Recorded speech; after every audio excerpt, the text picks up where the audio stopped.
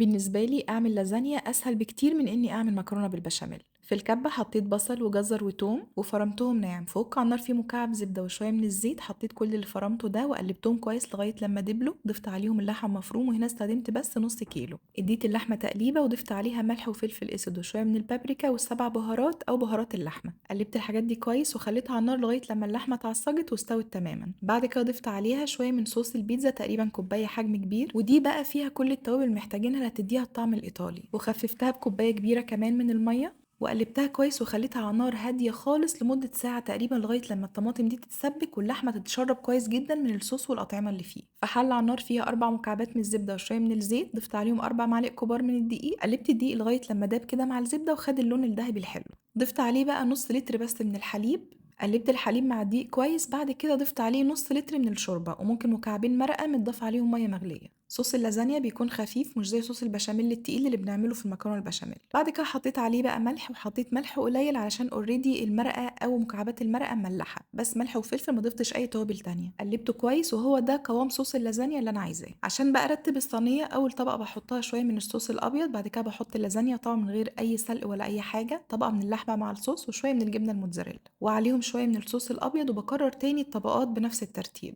واخر طبقة فوق بحب ان هي تكون لحمة كمية كده كويسة وعليها شوية حلوين من الصوص، واخر حاجة خالص بحطها جبنة موتزاريلا. دخلتها فرن سخن على درجة حرارة 180 لمدة نص ساعة. بعد كده قبل ما احطها على الشواية اديتها كده رشة جبنة بارميزان على الوش، بتديها طعم خطير ودي كمان اختيارية. وبعد ما تسيح بقى وتاخد اللون الحلو ده خلوها تهدى شوية قبل ما تقطعوها عشان تطلع معاكم القطع متماسكة بالشكل ده، سريعة ولذيذة ومفيش اسهل من كده. ما تنسوش تعملوا سيف للوصفة وتجربوها وتقولوا ايه رأيكم.